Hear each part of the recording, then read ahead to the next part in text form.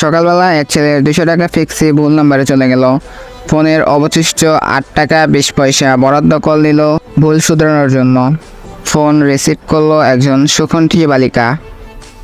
মনে হলো 200 টাকার কষ্ট তখন লাখ টাকার লাভে পরিণত হওয়ার উপক্রম।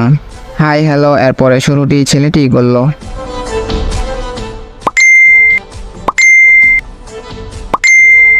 বলে চলে যাওয়া টাকাটা কি ফেরত পাওয়া যাবে?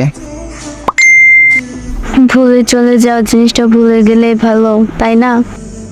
ভাবছিলাম বলে যাব, নিয়তি আপনার কাছে নিয়ে যাবে জানা ছিল না। হাসির বিনিময়ে পুরো আসলটা মাফ করা যায় না। ছেলেটাকে স্লো বল দিচ্ছে, ছক্কা মারতে হবে।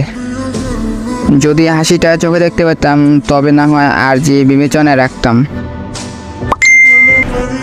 200 টাকার বিনিময়ে চাওয়াটা বেশি হয়ে যাচ্ছে না? একটু আগে 200 টাকা ছিল, হাসিটা শোনার পর থেকে ওটা লাখ টাকা পার হলো বলে। উফ, আপনি পারেনও বটে, বড্ড ফাজিল তো আপনি। মনে হচ্ছে আপনি ব্যস্ত। পরে কথা বলার জন্য আমার ফোন মেমোরি খরচ করে নাম্বারটা সেভ করে রাখবো, যদি অনুমতি দেন আর কি। ওহো আচ্ছা, আমি আসলে একটু ব্যস্ত। বাচ্চা দুইটা কাঁদছে, নেন আমার হাজবেন্ডের সাথে কথা বলুন। 200 টাকার ডিলটা সেই ক্লিয়ার করুন।